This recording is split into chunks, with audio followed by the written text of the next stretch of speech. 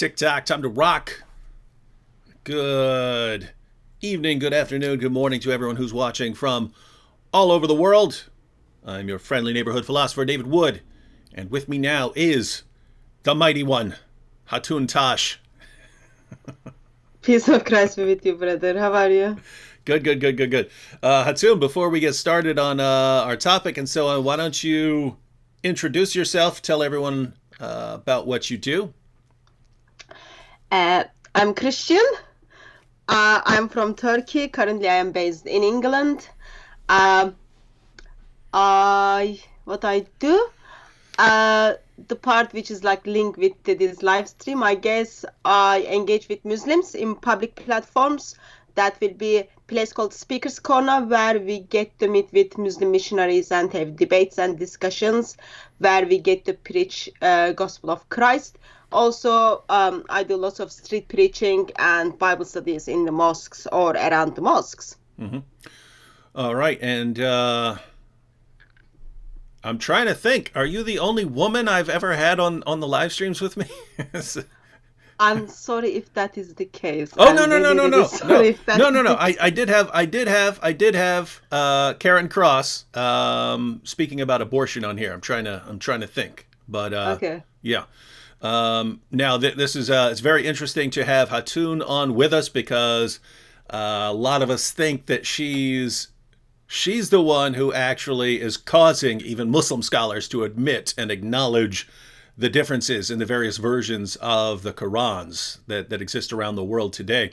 And we'll talk a little bit about this later, but Hatun did this basically by collecting Qurans from around the world and putting them in the faces of Muslims and saying, is this the same word as this? Oh, it's not? Then these are different Arabic Qurans, aren't they? And to this day, Hatun, whenever I play video clips of you showing these different versions of the Quran, like clockwork, almost 100% of Muslims that I show this to will say, no. Those are just different translations. There's only one Arabic Quran. When you show people those Qurans, are those different translations or are those different Arabic Qurans? So they are different Arabic Qurans. Their name is different. Text is all Arabic inside, but in somehow, even though Muslims see it's Arabic, they want to express that it's the same. Or if they haven't seen in a physical copy, they would say, oh, it's just a translation from one Arabic to another Arabic. Or the verse is, actually, I wrote them. Mm-hmm. Yeah, and I I hear that too. You printed all of the, how many you're up to now? Like 37. 37 different Arabic Qurans. And yeah, I've heard that. If people finally acknowledge, okay, those are actually different Arabic words there, they'll say nope, she's a liar. She went and printed up all these different Qurans herself and is changing words. And by the way, it's a little side note. The people who tell me that, the people who say that, they reveal something about the way they think, right? They reveal to me that when someone is refuting you, that person must be using deception, in which case they're revealing to me something about how they think, right? They think, oh, the way to get what you want in life and the way to get your point across is to make things up. So if this Christian woman makes a point and refutes me, she must be lying because that's how you make points. And but ladies and gentlemen, that's not how we make points. We make points by presenting facts. Now, you did get you have a request right here. Fred G. Sanford says, can you give a Hatun a shout out from Fred G. Sanford? The G is for gospel preacher. So there you go. You gotta, thank you. I don't know if you guys know who Fred G. Sanford is over in in the UK, but from a show called Sanford and Son. Go ahead. Yes, he's we know him. One of the things we have is so you show them the different Qurans. First, they would kind of look at it, and then they know it is different. Now, they try to first of all justify it, Mm-hmm. and then when they kind of tell me, yeah, I wrote it, all I do, I simply start saying, yes, I did take time, and then I did write it, and then I wanted to support the economy, so I went to Saudi Arabia or Jordan or Nigeria, wherever I got the Quran, and then I asked them to publish it, and then I sold it so that everyone is happy. But no, actually, it was lovely Muslims who published it and who uses them. Mm-hmm. And yeah, you're getting comments here. Yeshua Chai says Hatun invented the printing press.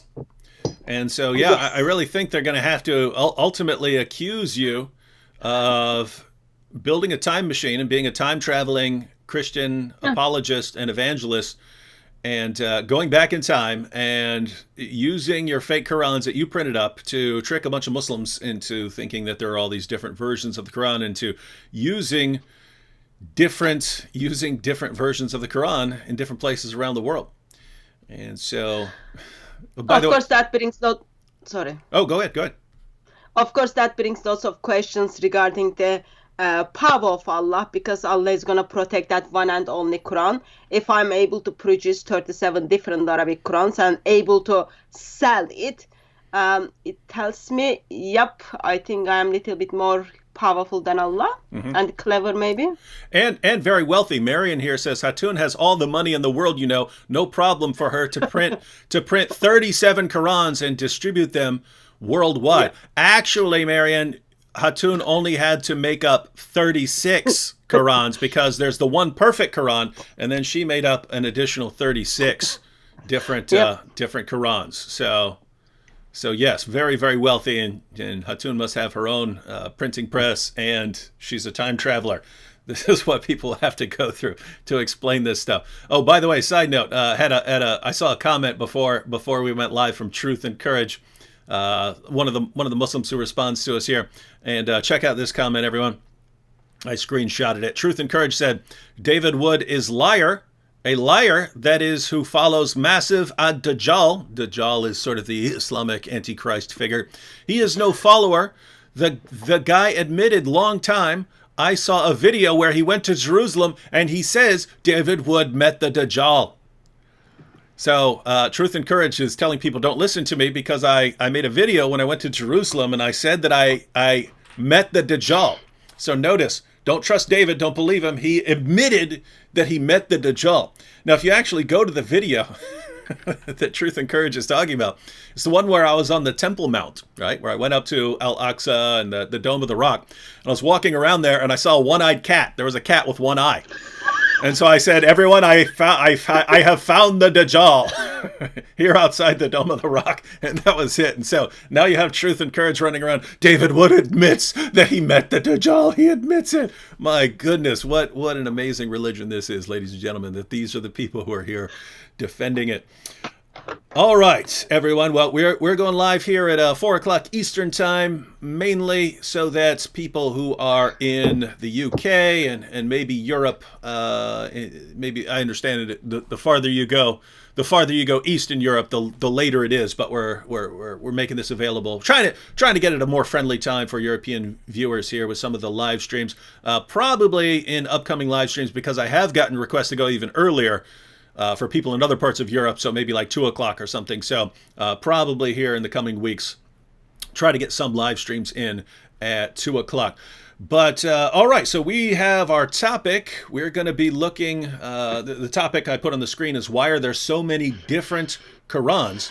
And one of the amazing things is that even Shabir Ali is now admitting that there are different Qurans. And as I pointed out, I believe that is because Hatun has been going around putting them in people's faces and saying, look at these different Qurans. They are not the same in Arabic.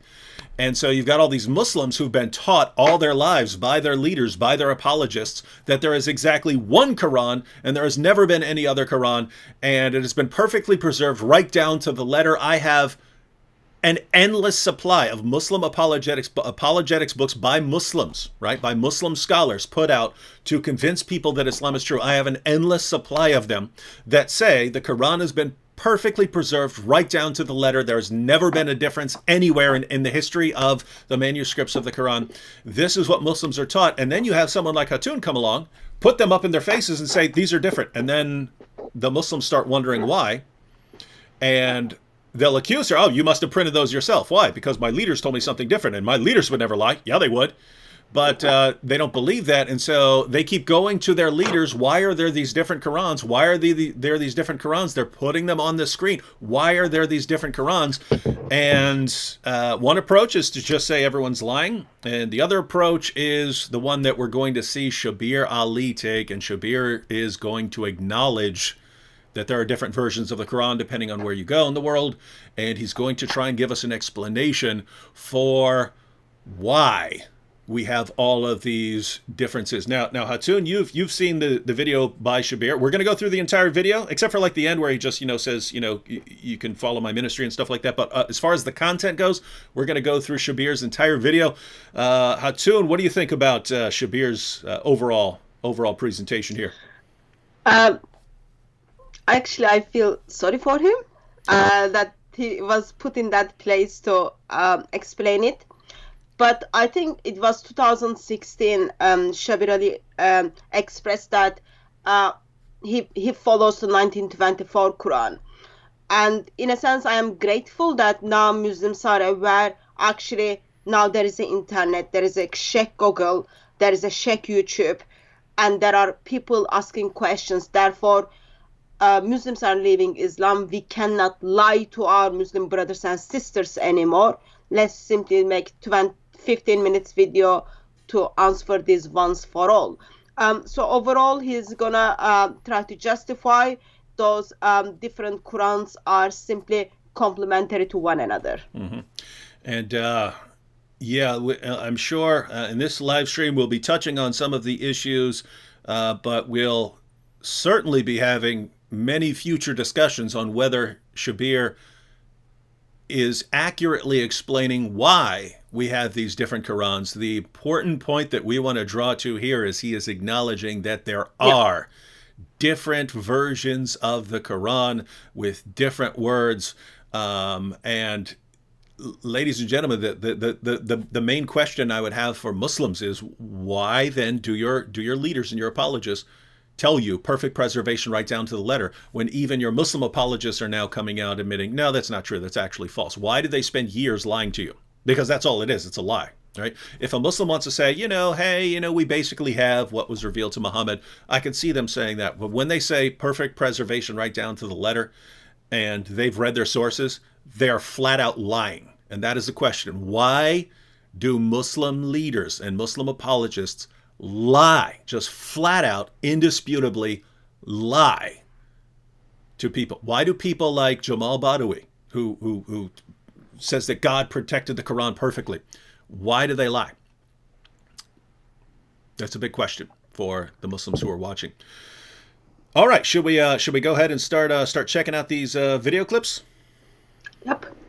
All right, so ladies and gentlemen, we're going to again go through. Now, Shabir has posted actually a couple of videos on this. We're going to go through one during this live stream, and Shabir's actually going to give multiple explanations for why we have different versions of the Quran. But here we have just the sort of clip to start it off here. Let's see what he says. Peace and the mercy and blessings of God be with you all. I'm your brother in faith, Shabir Ali. In this segment for Let the Quran Speak, I want to discuss with you the history of the rise and development of readings and manuscripts of the Quran. So, Shabir says there, just at the little beginning clip, and I wanted that short clip just to make sure you can hear all of that, right, Hatun? Yeah. Okay. Yes. So you can hear everything Shabir is saying. All right. Yeah. So he says he's going to talk about the history of the Quran. Now, to any Muslim who watches that video and hears Shabir say, right now I'm going to tell you about the history of the Quran, what are Muslims expecting to hear from Shabir? What are they expecting to hear? Quran is well preserved, eternal word of Allah, not even dot changed. Mm-hmm. And that, so the history of the Quran is pretty simple, according to what we hear from Muslims, right? There is one Quran given to Muhammad, perfectly preserved today, dot by dot, letter by letter, sound by sound. It's exactly the same what we are reading. And so it's a very, very simple history of the Quran. Muhammad revealed it to his followers. A ton of his followers, at least dozens, possibly more than 100, they all memorized it word for word from the mouth of Muhammad himself. And there's never been any differences. In fact, Hexitas here expanded upon what we were saying, because I said perfect preservation right down to the letter. Hexitas pointed out perfect preservation even right down to punctuation marks and diacritical marks that weren't even in the original Quran. And why that's really important is I have Muslim apologetics books and Muslim Dawah books that I have books that are meant to convince non-Muslims that Islam is true and that the Quran has been miraculously preserved. And they will say no difference even in the diacritical marks, even those little dots and stuff. No difference even in the diacritical marks. And why that's interesting is, as Hexitas points out, in the original there weren't diacritical marks. So what in the world are you talking about here? They're entire. It's like lie upon lie upon lie upon lie upon lie. So very interesting stuff. But yes, ladies and gentlemen, if the Muslim scholars and Muslim apologists are correct, this should be very simple from Shabir. Ladies and gentlemen, the Quran was revealed by the Prophet Muhammad sallallahu alaihi wasallam to his companions. They wrote it down, memorized it, so that you had two ways of confirming the Quran, and there's never been any difference ever, right down to our time. That's what we should be hearing. But guess what? Christians are saying other things. You'll hear Christians like Hatun and Jay Smith, and they start talking about the 1924 Cairo edition and this sort of thing, and they start talking about the different versions in different parts of the world, and they start talking all this crazy stuff that shows that they're a bunch of liars. Shabir's going to set the record straight, ladies and gentlemen. All right, we ready to go? Yep. All right, let's see what Shabir has for us. Today, most Muslims read the Quran in a text that is referred to as the Egyptian edition of 1924. That's how scholars refer to it. Most Muslims may not have realized that this is the designation for that manuscript, for that text to Muslims in general. This is just simply the Quran. But this is not the only text of the Quran that is read throughout the world. In North Africa, there is a slightly different text that is based on a slightly different reading, mostly corresponding to what we read in the rest of the world, but with some slight variations that do not affect anything that Muslims believe and do not have any major impact on any Muslim practices. And then too, in some parts of Africa, there is another reading of the Quran and a matching manuscript that is prevalent.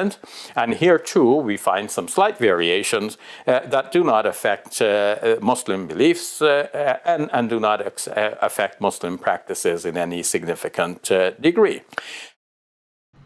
Wow, wow, wow. So much packed into that. And Shabir's just getting started here, ladies and gentlemen. But notice he starts off by saying most Muslims follow the 1924 edition of the Quran. Hatun, that's something I've heard for years. I've said that for years. Jay Smith has been saying it for years. You've been saying it for years. I've heard Christians say it over and over and over and over and over again. When we say it, Muslims say, what are you talking about? We follow the original Quran as laid down by Prophet Muhammad. What are you talking about, 1924? The 1924 is the same as the Quran that was during the time of Prophet Muhammad. That's what we hear, and now you have Shabir Ali. Actually, what Muslims really follow is the 1924 Cairo edition of the Quran. This is amazing stuff. What do you think of Shabir here? And then, of course, he explains that actually they are not even aware of that. They are following the 1924 Quran. I think it might be helpful for us to give a little bit help to Shabir Ali. So 1924 Quran, 10th of July 1924, it has been officialized in Cairo. And then later that year, with some additions, they made another Quran. And then in 1936, it has been officialized for Egypt. Mm-hmm. And then, of course, after we look at the Islamic history, and then we see all of those Qurans went under the river in Egypt. The ones like differ from one another. it is said that seriously Muslims are trying to hide those basic informations from other Muslims, especially those who has platform. I think that's just simply deception. I grew up with knowing there is only one perfect Quran, and even at Speaker's Corner, where you get to meet Muslim missionaries, they still make the same claim. There is one perfect Quran, and the current Quran we are reading is taking us back to Muhammad. Yet now, Muslims don't have much options to tell us, yes, we've got the Quran from 1924. I am sure David Wood is much younger than that, but 1924 is like not that back. It's like 90 years. Yeah. So now earlier you said you feel sorry for Shabir Ali. I'd like you to explain what you mean by that, because I feel sorry for him, but I feel sorry for him because he's going to catch a backlash from Muslims. He's going to catch a backlash from his. Is that what you meant? Yeah. So there was a debate in England 2016, I think, or 2015, between Shabir Ali and Jonathan McLatchy, and there was a question on the Quran has been asked. In that question, in that time, Shabir Ali said he follows 1924 Quran, and then suddenly Muslims in the room start showing him a note to just simply telling him unpack what you meant, because that was a very big deal. Since then, he's not that much favorite anymore. But now, I don't know, but probably he's already getting messages from Muslims that why this information is public. One of the different things between Muslims and Christians is, if I make a mistake, and I do lots of mistakes, by the time from Speaker's Corner to home, I even get phone calls on the train because I said something at Speaker's Corner that was theologically wrong, or I misrepresented. That video already went up on YouTube. Christians would call me and then tell me that I made a mistake, and they would explain it to me. And following week, I have to turn up there, and then I would say, I'm sorry, I stand corrected. But one of the things with Islam and with Muslims is you don't express those things publicly. So for 1400 years, if you just get rid of first couple of centuries, because Muslims were quite okay to have different Qurans, but last 1,000 years, Muslims are saying to one another, there is only one perfect Quran. In the mosques, today they are still teaching and preaching there is one perfect Quran. Yet, a Muslim who has got platform stood up a couple of weeks ago and then said, actually, you are not aware of it, but the Quran, you are kind of saying the Quran of Muhammad is only dated in 1924. That is sad, because now Muslims are kind of gonna not like him. Yeah, and that's so, ladies and gentlemen, that's what we mean when we say we feel bad for him. And notice why Shabir has been put into this position. He's been put into this position because Muslim scholars and Muslim apologists have been lying to Muslims for centuries, telling them perfect preservation right down to the letter. And now, notice, it's Christians who are the ones going through the Muslim sources, going through the Muslim manuscripts, getting different versions of the Quran from around the world to show Muslims that they've been lied to, till we get to the point where even a Muslim apologist like Shabir Ali has to admit, no, we actually have different versions of the Quran in different parts of the world, and the Quran that Muslims follow today is the 1924 Cairo edition. Shabir has to admit this. Why does he have to admit that? Because it's true, right? And so Christians are the ones that have to tell Muslims the truth. And now Shabir is actually telling the truth about acknowledging some important facts about the Quran. And the response from Muslims is going to be, how dare you, Shabir? We condemn you, Shabir. How dare you say that there are these, how dare you speak the truth, Shabir? It's like the community prefers a comforting lie than a discomforting truth, right? They would prefer, hey, lie to me if it makes me feel good about my religion. And if you tell me the truth about my religion and it's something I don't like, then I don't want to hear that. I don't want to hear the truth. And notice this goes back to the very companions of Muhammad when they're sitting there burning manuscripts to cover up the differences, to pretend that, hey, we have this, we're going to put out this single authoritative Quran. They would rather have just complete unity and have everyone think that they're on the same page with this Quran. And if they have to burn all of the evidence, they don't care. It's better. It's a comforting lie is better. This goes back to the earliest stages of Islam, and no surprise it comes down to the present. And when someone differs, when someone says, no, we actually need to acknowledge the truth here, otherwise everyone's just going to expose us as liars. We have to acknowledge the truth here, and he's the one who's going to get in trouble. So notice, the Muslims in the chat and Muslims around the world, they're going to be mad at Shabir Ali for admitting basic, indisputable facts about the history of the Quran. They're going to be mad at us for using clips of Shabir Ali to expose the lie that's been going on. They're going to get mad at us. They're going to get mad at Shabir. Who are they not going to get mad at? Muslims aren't going to get mad at the people who've been lying to them for years. Those are the people they're not going to get mad at. Whereas in Christianity, it would be the exact opposite. If our leaders and our apologists spent years lying and then someone exposed it, we would get mad at the liars. In Islam, they don't get mad at the liars. They love the liars. They hate the people who come along and refute the lies. Why is it? Why would the true religion need this, ladies and gentlemen? Why is a true religion built upon this foundation of lies? Okay, Hatsu, the other important thing that Shabir acknowledged there in that opening, so he acknowledged that Muslims follow the 1924 edition of the Quran. And then he pointed out that he made it sound like there are two additional versions of the Quran. One, it sounded like he was from Northern Africa, and one from Africa. Somewhere mid-Africa or something like that. He's acknowledging that there are these two alternatives, and there are differences. There are different versions. They're different Arabic, but they're basically the same thing. You don't get a different version of Islam from them. Now, is that the complete story, or are there even more than those two extras? That's little bit of introduction of the story. But I just want to kind of share something. I know this is not linked with the topic, but hopefully it will help audience to kind of see how serious it is.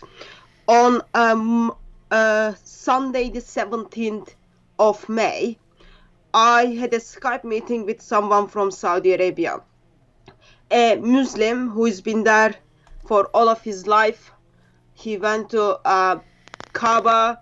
He spent lots of time around it. He even drank Zamzam water. And a couple of years ago, he comes across with some of YouTube videos, and then he starts following things up. And on the 17th, when we talk, he was simply screaming at me why Christians are telling him that Islam is false. So for a couple of years, he's been checking the informations Christians are putting there, and he's got access to the informations. He checked it out. He's convinced that the information is given by Christians to Muslims are correct. Now he's upset and he's screaming, why are you telling me this? Instead of like calling his imam or his sheikh and then saying, why have you lied to me?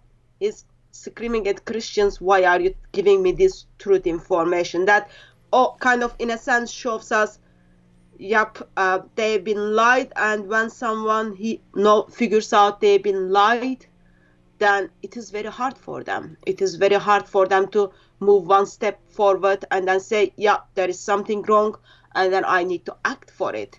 Or you can pick the other option and then say living under the lie is very easy. Mm-hmm. Yeah, so, it's a choice up there. Yeah, so notice everyone,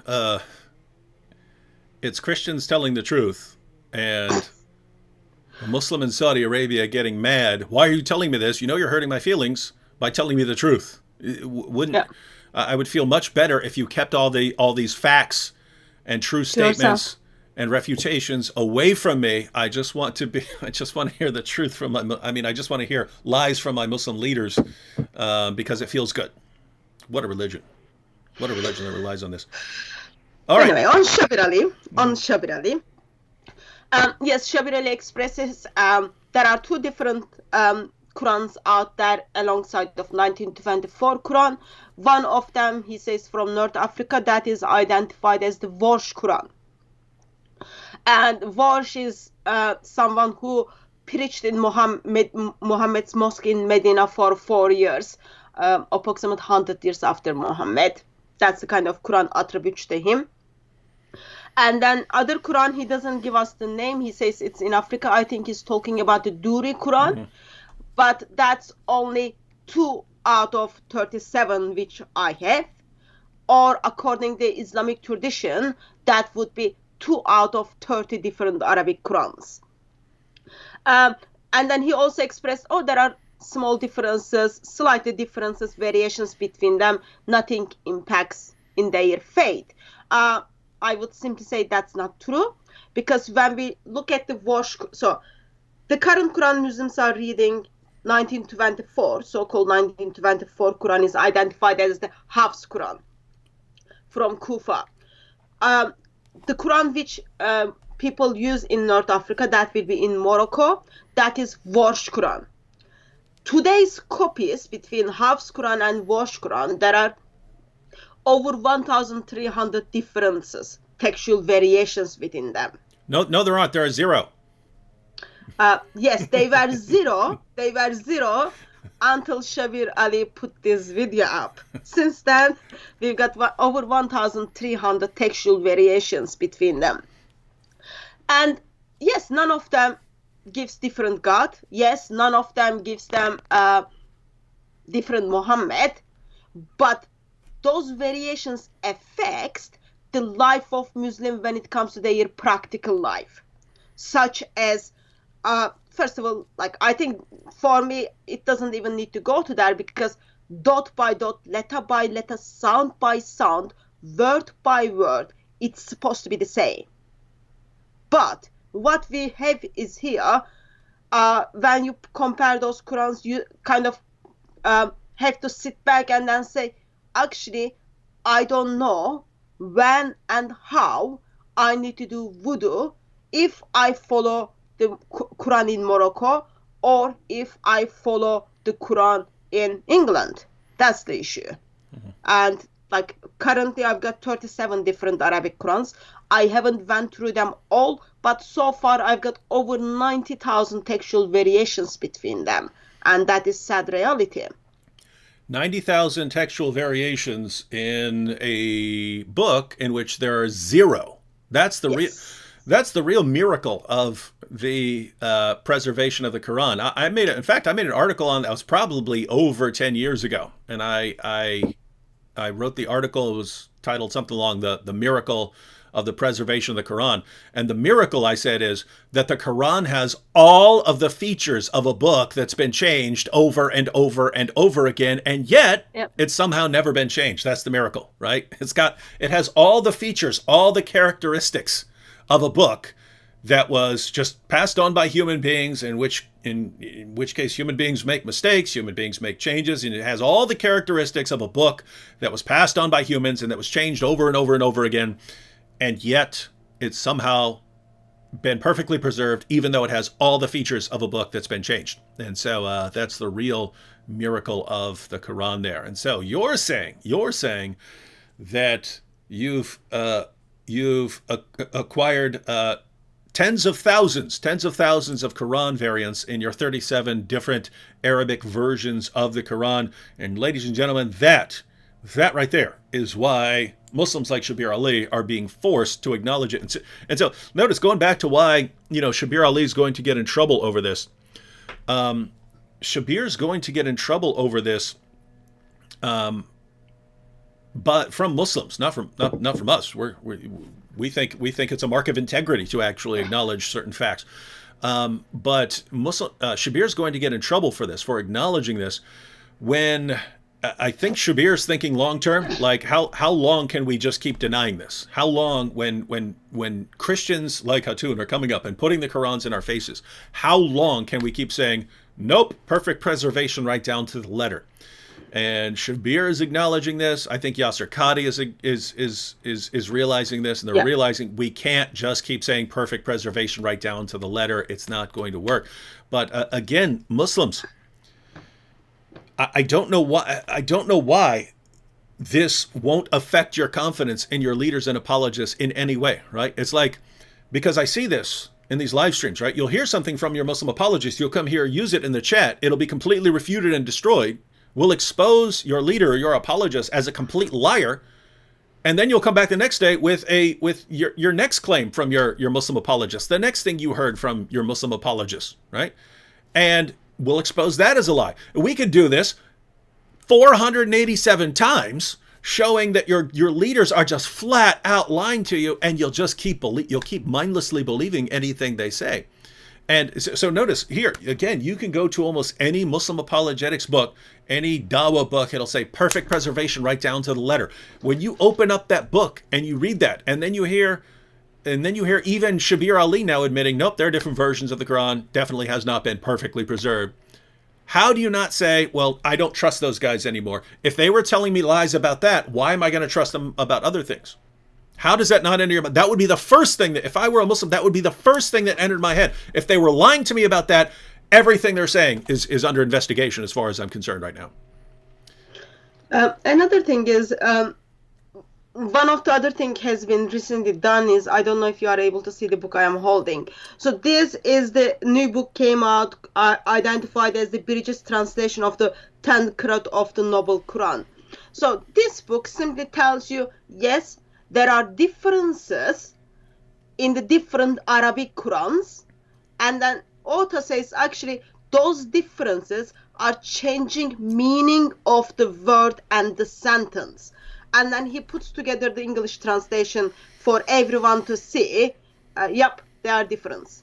And it is put together by Muslim. Mm-hmm. All right, so from that first clip of Shabir, apart from his little intro, from the first actual content clip, he's already acknowledged that Muslims are following a particular Quran, the 1924 Cairo edition, so less than 100 years ago. And he acknowledges that there are two different versions of the Quran that are different from that version, the 1924 Cairo edition, and they're in Africa. So Shabir has acknowledged both of these. Quick comment here. I'm assuming this is a joke. The name is Three Idiots here. But he says, Quran is the only religious book in which God himself took responsibility of preservation. Bible never make such a claim. Isn't that enough to reject Bible? There are so many problems here. That's why I'm assuming this is a joke. If you're saying the Quran takes responsibility for perfect preservation, well, then the Quran is false, because we've seen that the Quran hasn't been perfectly preserved.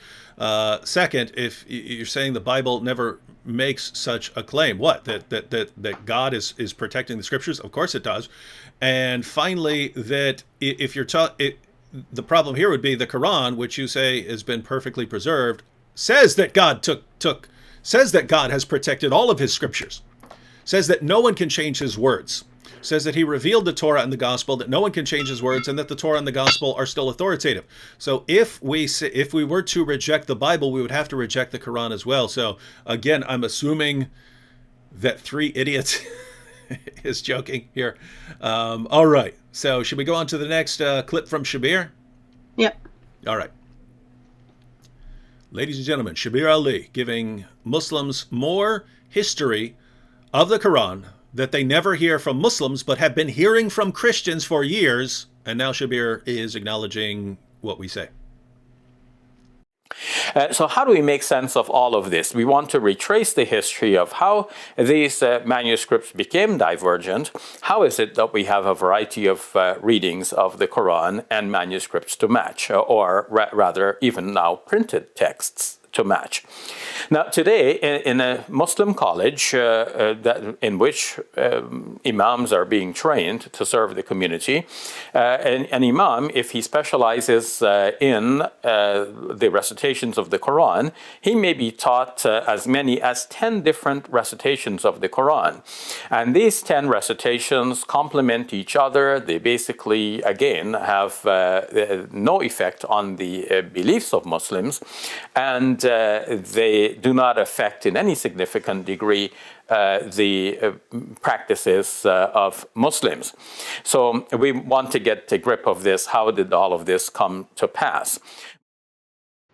So now Shabir is acknowledging that Muslims who go to Islamic schools to learn the recitation of the Quran may learn as many as 10 different recitations of the Quran. We'll learn as many as 10 different recitations of the Quran, but he's saying you don't get a different Islamic belief. And notice he says it doesn't affect practice in any significant way. So he's acknowledging that it might affect practices in certain ways, just not any really major way. Once again, ladies and gentlemen, this flies in the face of everything Muslims are taught all their lives. They're taught all their lives perfect preservation right down to the letter. Notice we barely started the video, and Shabir has already acknowledged no, Muslims follow the 1924 Cairo edition. There are multiple other editions. Muslims who go off to Islamic seminary may learn as many as 10 different recitations of the Quran. But at the end of the day, those differences in these different recitations in different versions, they're not things that would affect core, essential Islamic doctrine or practice. And the reason that stands out, ladies and gentlemen, is that is exactly what Christians have been saying forever. When Muslims say, "What about all these textual variants in the history of your Bible?" Well, guess what? Anytime you have human beings copying down giant books, you're going to end up with tons of textual variants. You never end up with textual variants that affect core Christian doctrine or practice. And Muslims say, doesn't matter. That's not what we're talking about. If one letter's been changed, your book's completely corrupted, can't be trusted, it hasn't been preserved by God. And now you've got Muslims, yep, there are all these variants of the Qurans, there are different versions of the Qurans. And by the way, Shabir's just getting started. He's going to say so much interesting stuff here. But his takeaway is, it's not really important because it doesn't affect core Islamic doctrine or practice. So notice what Shabir is saying. If these differences don't affect, core practice or belief, then it's not really a significant issue. Well, great. Then there went all of your objections to the history of the Bible, ladies and gentlemen. There went all of them. They all just went bye-bye by that admission. Notice what Muslims do. What your average Muslim does is, he says, Quran's been perfectly preserved right down to the letter, and if there's any variant anywhere in the history of the manuscript tradition of the Bible's been corrupted, can't trust it, your book is garbage. And Shabir's coming along, nope, there are all kinds of differences, there are different versions of the Quran, and they're okay because as long as they don't affect core doctrine or practice, that's not really corruption. So now it's not corruption, ladies and gentlemen. This is amazing stuff. Hatun, what do you think? I think before even we look deeper, there is something essential which people are, I think, intentionally forgetting. According to the Islamic tradition is, only the right recitation of the Quran is going to intercede for you on the Day of Judgment. If you've got already teaching your imams at the schools or colleges 10 different recitations, yet rest of Muslim world doesn't know, they're just reciting the Hafs version, which is the correct recitation, who is going to intercede for you on the Day of Judgment? There is a big theological problem, first of all, there. All you can do is pray and pray and pray that Hafs is the right recitation, which is going to intercede for Muslims on the Day of Judgment. If it is not, Muslims are already messed up. That's the first point. Second point is, I think Muslims are simply saying, it's just a recitation. When they say it's recitation, all they are trying to do is, it's how you pronounce the word. But that's not the case. What Islamic tradition is talking about, those Qurans have different names, and those words are written differently. Their meaning is differently. Therefore, you pronounce them and you recite them differently. And why do you have that issue at the first place? Yeah. People grow up all knowing there is perfect Quran, there is one perfect Quran.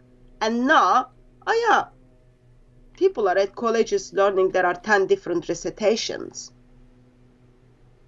That's just deceiving intentionally, and it is just wrong and wrong and wrong. And Shabir Ali talks about they complement one another. I think Shabir Ali thinks like it's the husband and wife, how they complement and make kind of complement one another. But in here, no, they don't complement one another, because there is one eternal tablet. Mm-hmm. How can suddenly we've got 30 different Arabic Qurans? And when he says 10 recitations, actually he's not talking about 10. When you break it down, he's talking about 30, because those 10s are the imams, but people are reciting what the students are said, and those students have different Qurans.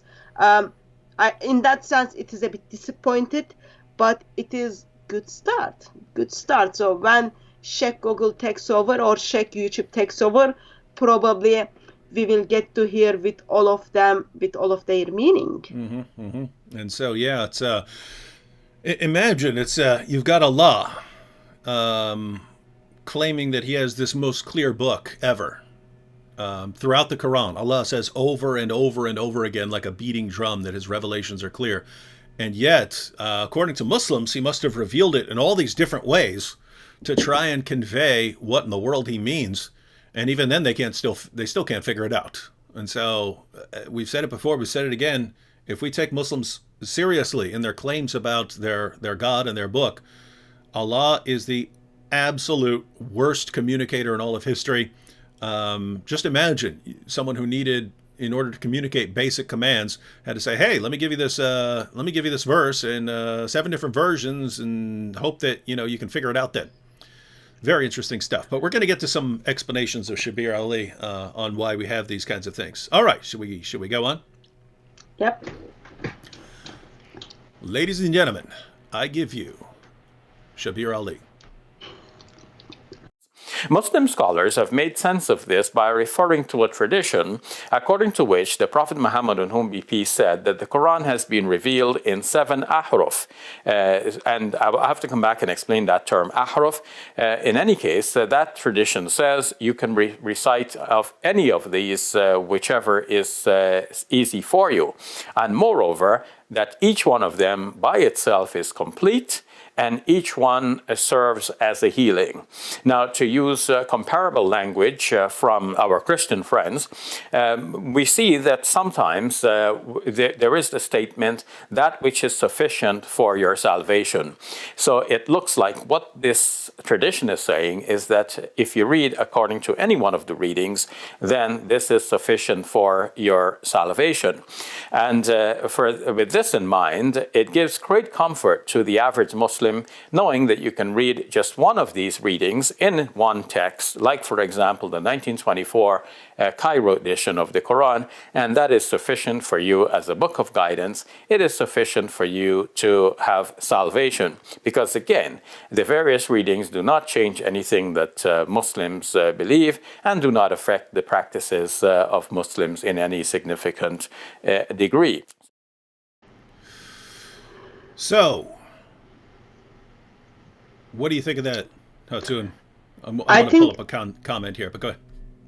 One of the things I learned is people believe if you say same thing, and even if that's not true, again and again, everyone will believe that, and people will remember that. So Shabir Ali is saying, none of it's going to affect your eternity. It is sufficient for your salvation. It's all good. And he's expecting everyone to remember that. Therefore, just be confident in the Quran, which one you are reciting.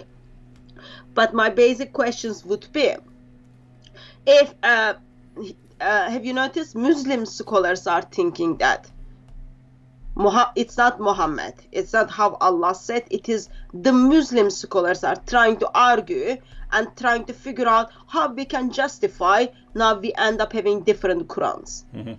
One of the way we can do as a Muslim scholar, we are going to say, we go back to tradition, and then we say, why Allah, in the first place, a man who cannot read and write? Arabs were not good enough to kind of recite one version, therefore Allah felt sorry for Arabs, and then Allah give them one verse in 7 different ways to Arabs, so Arabs can remember that. That's just all like big mess and confusion.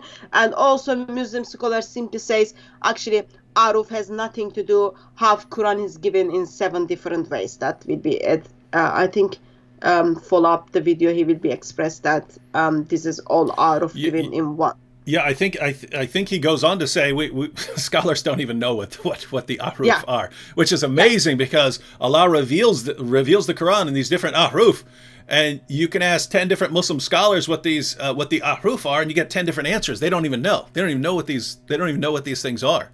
So this is interesting stuff. Check out this comment here because this is very typical.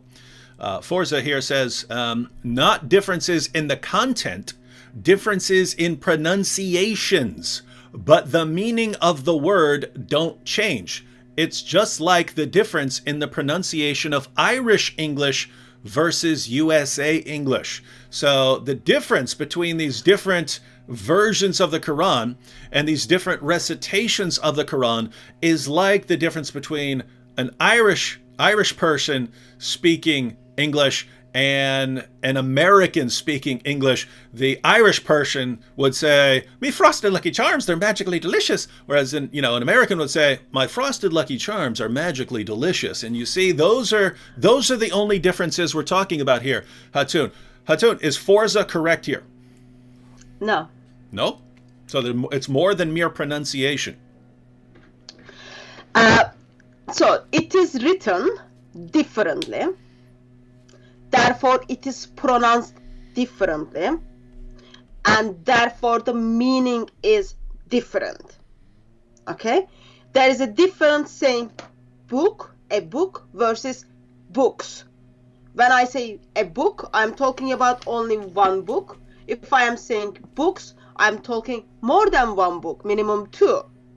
There is a difference saying you, and there is different meaning and saying they are 2 different things, or fight and kill, they are 2 different things. They are written differently, they are pronounced differently, and meaning is differently. One of the things you can do is I forgot the name of the person who is making the comment. If you just simply get this book. We did have a request. Could you hold that up a little more and give the title of the book, because someone clearly wants the book. So it's Bridges Translation of the 10 Qirat of the Noble Quran. Yes. Okay. And it is from Fadl Suleiman. This book just tells you it is not how you pronounce it. It says meanings are different, and author makes it easy.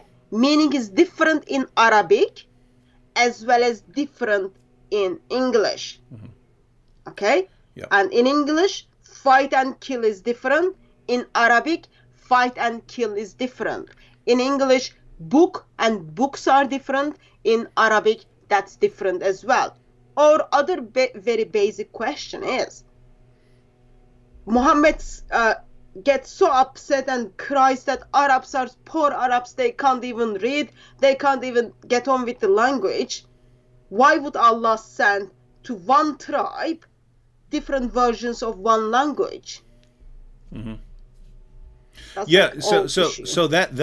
doesn't make any sense. If they're, first of all, we have to clarify. It can't possibly just refer to different pronunciations, because during the time of Muhammad, even people from the same tribe would disagree in their recitation of the Quran. So they're from the same tribe, they spoke the same dialect, and they're using different versions of the Quran. So this isn't simply different pronunciation. But I'd like to point out, Forza, if we actually go through, when we're talking about, you basically got different things. One, you have manuscripts today, and you can line up the manuscripts side by side. So if you line up the Hafs and Warsh and so on, you see differences. They're not simply different pronunciation, there are different words there, right?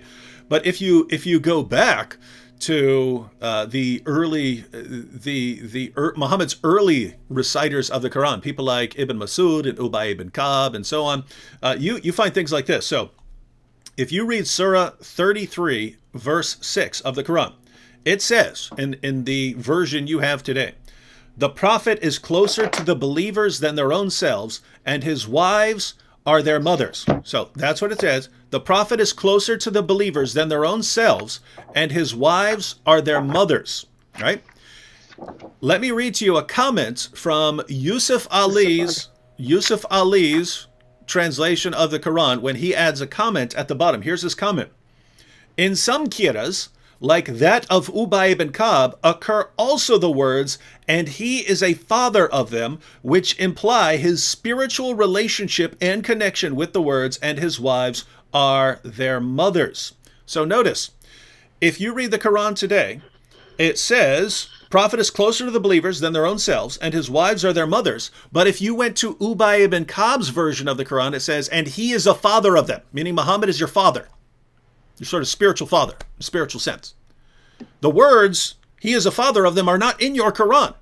They were in Ubay ibn Ka'b's edition and a couple other editions, a couple other versions of the Quran. So, I feel, I'm shocked that we even have to say this.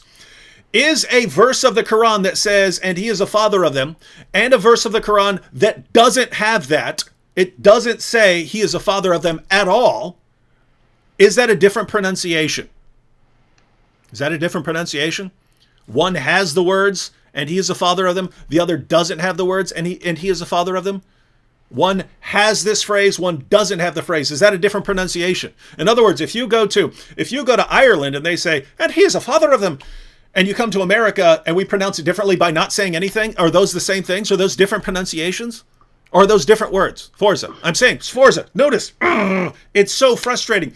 Forza, why are you saying it's different pronunciations? Why? Because here's how it works. Your leaders tell you, perfect preservation, right down to the letter. And you run out and go, the Quran has been perfectly preserved, right down to the letter. And then you ran into someone like Hatun who said, actually, no, here are all these different versions of the Quran. So you ran back to your Muslim leaders and said, oh my goodness, she's showing me that there are different versions of the Quran. And the same people who lied to you at the beginning lied to you again and said, no, those are just different pronunciations. There's no difference in the words. There's no difference in the meanings. So now you're running out going, you see, my leaders, the same ones who lied to me the first time, they told me this. It's false. It's false. As this live stream continues, I'll give you example after example after example after example after example of changes to the Quran from your own Muslim sources. What does it take? What does it take for you to realize that your leaders are lying to you? Because apparently they could tell you absolutely anything and you'll just believe them, no matter what. This is amazing. And now you've got Shabir Ali even admitting that there are these differences.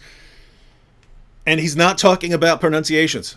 Forza, go ahead and ask Shabir Ali, are you just talking about differences in pronunciations?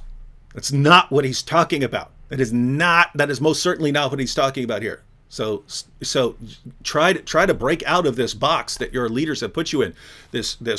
Try to break free of these mental chains that keep you from ever thinking rationally about these topics. All right, Hatun, anything else before we go on? I don't know if it's possible, but I'm going to kind of share a screen with you. I don't know if you are able to. Are you able to see my screen? So I've got like a book on my screen. No, yeah, let's see. Yes, I can put that up. All right. So this is the picture from the book, which I just show it to people. Okay. Just to make a point, actually, it's not the pronunciation. It's not like Irish people pronounce things different from the American people. Mm-hmm. So Muslim author is telling me, this is like page 4 of the book. He just like started the Quran, okay, just page 4. Chapter 2, verse, it's too small for me to see, verse 35. He says, because Arabic is different, Arabic is pronounced differently. Arabic has been pronounced differently. Therefore, this word where it says, yet Satan made them sleep, okay, that's Arabic word. This is the English translation, if you think this is the Irish English, okay. When you come to the US English, it says, yet Satan removed them. So your Muslim scholar thinks actually that it does change the meaning. It is not just Irish pronunciation versus US pronunciation, it does change the meaning. Therefore, I need to express that. And then he tells me, which Quran is that so? It's not even Hafs Quran or Warsh Quran. It is in Hamza's Quran. And you haven't heard that because your Muslim scholars did have not chance to explain you to that. So in Irish, while you say, Satan made them sleep, you move to the US and then you say, Satan removed them. And when you look at the context, actually there is a theological issue there. But that is just the pronunciation from Ireland to US. Change the meaning of all. If you are able to not share my screen now, I'm gonna kind of get rid of that, so I don't want all of my files to be on YouTube. You're good. Okay. It's back to us. Okay. All right. So notice, ladies and gentlemen, Muslims keep coming with what their leaders tell them, and over and over again, what their leaders tell them are lies. People like Shabir Ali are acknowledging. They're not coming out saying, "Oh, you've been lied to for years," but if you actually put together what he's saying with what you've been told, it's clear that you've been lied to for years. And how do the Muslims respond? By telling us what their leader said again. Wow. Or you get the Muslims who looks at those differences, they see it, and they want to do nothing with Islam, as well as they don't want to follow their imams and their scholars anymore because they have been lied. By their imams, by their scholars, by their mother and their father, and now they've got nothing to do with Islam. They don't want to do anything with Islam. Therefore, what we see is, Shabir Ali sees there is a need to just make a video to explain what's happening behind the doors. All right, should we go on to Shabir again? Yep. He's going to keep giving us some awesome content here. Thank you, Dr. Ali. Here we go. So it's not like one of these readings is going to tell you that there is only one God, and another reading is going to say, hey, wait a minute, there is another God along with God. No, the central beliefs of Muslims are all unaffected by these variety of readings. But now, the tradition says that the Quran has been revealed in the 7 modes. Now, I said ahruf previously, that's an Arabic word, and the singular is harf, which means letter. So it literally means 7 letters. But this word could also mean edge. The word harf could mean edge. So maybe it means 7 limits. And in fact, Muslim scholars have not been able to define this term with any unanimity.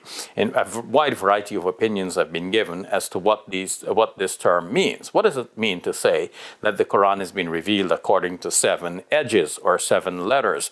It may mean, according to some scholars, that the Quran has been revealed according to 7 dialects of the Arabic language. So whereas there was today one standard Arabic language, which is called Modern Standard Arabic, the language that is the language of textbooks and newspapers and magazines and news broadcasts and so on, that being an official language, there will be a wide variety of spoken languages in the Arab world.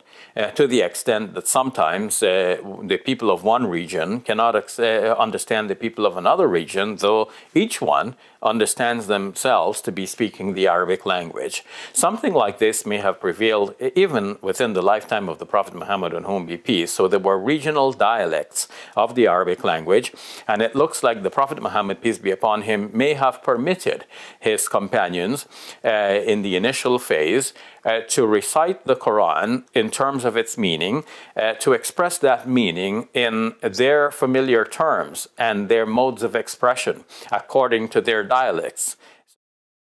Is everyone hearing what he just said? So Muhammad may have permitted the people from these different areas who spoke different dialects of Arabic, who couldn't understand what each other were saying, and he may have permitted them to recite a Quran in their familiar Arabic dialect and their own expressions and so on. By the way, again, he's just getting started here. He's going to keep giving more explanations of why there are all these different versions of the Quran. But yeah, so just starting there. Notice he also said, the word harf, it can mean letter or it can mean edge. Muslim scholars don't agree on what these huruf are. One suggestion is that it's dialects. Again, that doesn't make sense, ladies and gentlemen, because even people from the same tribe who indisputably spoke the same dialect were reciting different versions of the Quran. So this, I would say, it can't refer to dialect. It has to refer to something else. But notice what Shabir is saying here, right? You've got all these different versions of the Quran. Muhammad explains it by saying, "Oh, but the Quran is revealed in these 7 ahruf." And you ask Muslim scholars, "Well, what in the world does that mean?" We don't know. We have no idea what it means. But it's been perfectly preserved somehow. Yep. And believe whatever we say. Any thoughts on this, Hatun? Whatever it meant, it is said that like Muslims don't even know what it meant. Or what it means today, but clearly that's not the correct, because that's the case Muslim scholars are making. But whatever it meant, it caused Ubay bin Ka'b, whom Muslim needs to take the Quran from, whom Muslim needed to learn from, doubt in his faith, because there is a story where Ubay bin Ka'b hears different version of the Quran. They go to Muhammad, and then Muhammad simply struck Ubay bin Ka'b from his chest, and Ubay bin Ka'b says, "I didn't have that much doubt even in the time of Jahiliyyah, because now Muhammad is telling me, oh, Quran is revealed in 7 different ahruf." And then you've got similar story with Umar, father-in-law of Muhammad, and Hisham, who are from the same tribe. They are reciting the Quran differently, where Umar wants to grab him joining his prayer. But good guy, he's like patient. He waits until the prayer finish. Both of them go to Muhammad. And then by that time, Muhammad never told anyone, "Oh, by the way, Allah is giving me the Quran in 7 different ways." That's the first time Muhammad just explained the whole world. Mm-hmm. Yeah, there is Quran in 7 different ways. And he simply kind of says, yeah, Allah wanted to make it easier for you. Mm-hmm. Yet, today Muslims are saying, oh, maybe Muhammad might do that. Muhammad might imply that, or it might be dialect. I think it all questions what kind of God you worship and what kind of prophet you follow.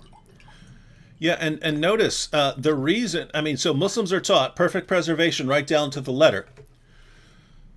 Allah could have done that, but instead, according to Shabir and other Muslims, he revealed it in all these different ways, which are leading to all these different versions that we have today, which are leading to not perfect preservation, or what in the world do you mean by perfect preservation of one Quran? Well, there are all these differences, right? It's just one Quran. We all memorize the same Quran. Even in the time of Muhammad, they didn't memorize one Quran. And DJM here points out in the chat, he says, was the Quran revealed to the Prophet Muhammad 7 times, each time in a different dialect, right? And notice that's the problem, ladies and gentlemen. If Muslims in different areas who speak different dialects are reciting the Quran in different ways according to their own dialects, and again, it's not just pronunciation. It's not just pronunciation here. They're reciting different versions of the Quran. Does that mean that when Muhammad received, let's say he was receiving some verses from Surah 2, does that mean he receives them and he goes, okay, here, I've received a revelation, here it is in our dialect. Okay, now I'm going to recite it again in a different way, and that's for this other group over here. All right, now I'm receiving it in the third way, and that's going to be for those people over there. And now I'm receiving in the fourth way, and make sure you pass this on to those. And now, okay, there you go, all 7 ways. Now there are all 7 ways of that revelation. Now I'm receiving the next revelation in 7 different ways. This is meant to help people understand the Quran. This is meant so that people can understand the Quran in their dialect. Is that the theory, Muslims? Is that your theory there? Because that's interesting. That's supposed to be only for Medina verses, by the way. Oh, good. Not like all of the Mecca verses. And if you think practically, like background of this thing, it talks about Muhammad was begging Gabriel, oh, my old people, I've got like old people, young people, old woman, young woman, and they're not able to learn it in one way. do you mind? Please be extra kind and then give us different versions. And then they do bargains, and then Angel brings it in 7 different ways. Mm-hmm. But as that happens, you kind of would say, okay, if people are already not able to learn things simple, if people are old and you've got lots of issues, you want to keep everything simple. Mm-hmm. 1 + 1 makes 2. You keep everything simple. You teach people in one way. Even when you are teaching something in the class, you don't say, okay, guys, this is the how we add the numbers way 1, way 7. Or way 7 is for people in the future who is gonna come and then put that together. But whatever happens, let's say, okay, Muhammad and Gabriel was very good. They did the bargain, and then Quran came in 7 different ways. Uthman steps in 650s and then says, no, we are gonna put that in dialect of Qurayshi, if it is the dialect. And then Uthman makes it 1. Then how come we today end up with you are teaching Muslims 10 different ways in the Muslim schools, Muslim colleges? That's already another question. Mm-hmm. So now Muslims are memorizing 10 different recitations of the Quran because these early dialects complement each other in their pronunciation. So it's just like again, it's just like reciting it in English and with an Irish accent as well. So according to what the Muslims have been claiming now, what Shabir is really saying is that Muslims go to their Islamic seminary and they memorize the Quran in 10 different recitations.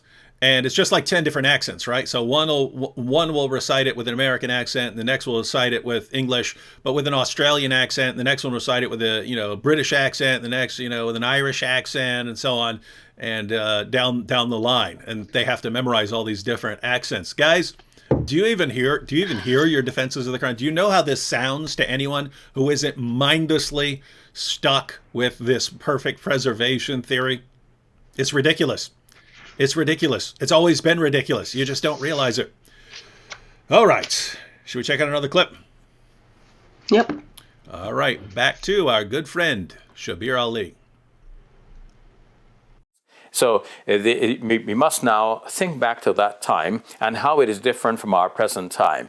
In our present time, we have the Quran coming at the end of a long period of historical progression leading to our present time.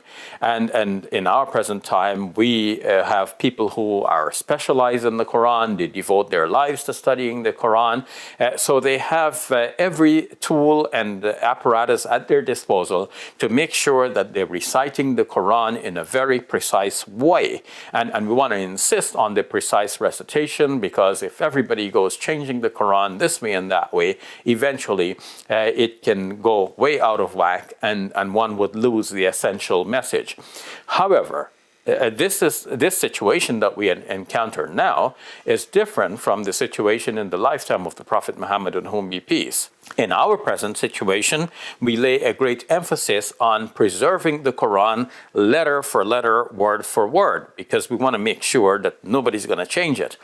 In the time of the Prophet Muhammad, on whom be peace, the most important impetus was to ensure that the message of the Quran would be absorbed and put into practice and taught to others. So the precise words, which are the vehicles through which the important teachings are being disseminated, were not so important.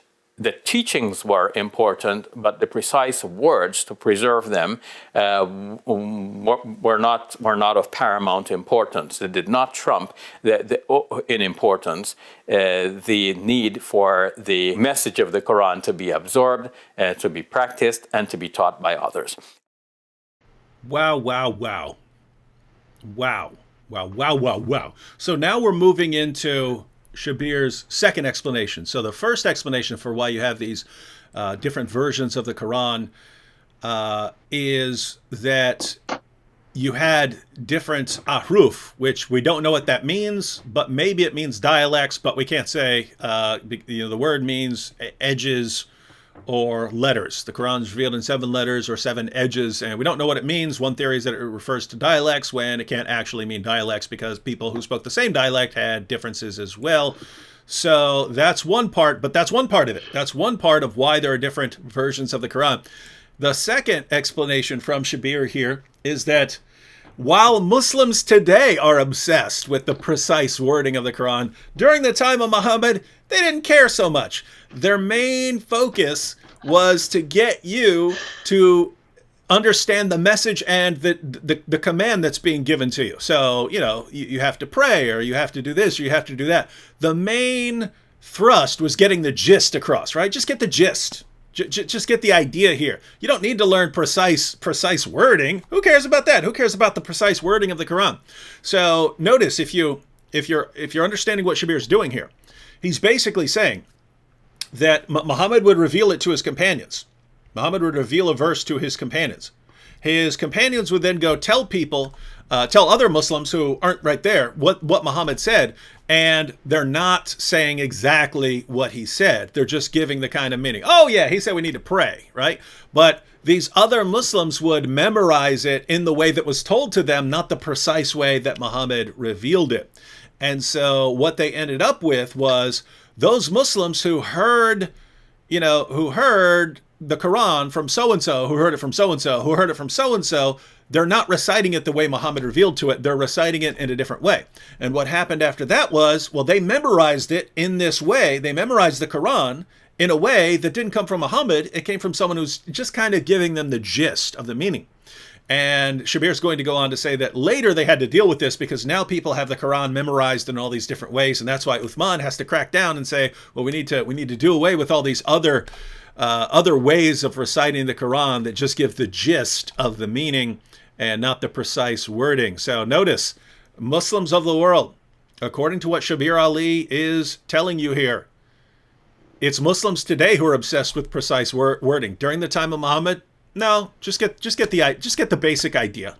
Get the basic idea of what the Quran is saying, and that's enough for you. And you can memorize the basic idea rather than the precise wording. What are your thoughts on this, Hatun?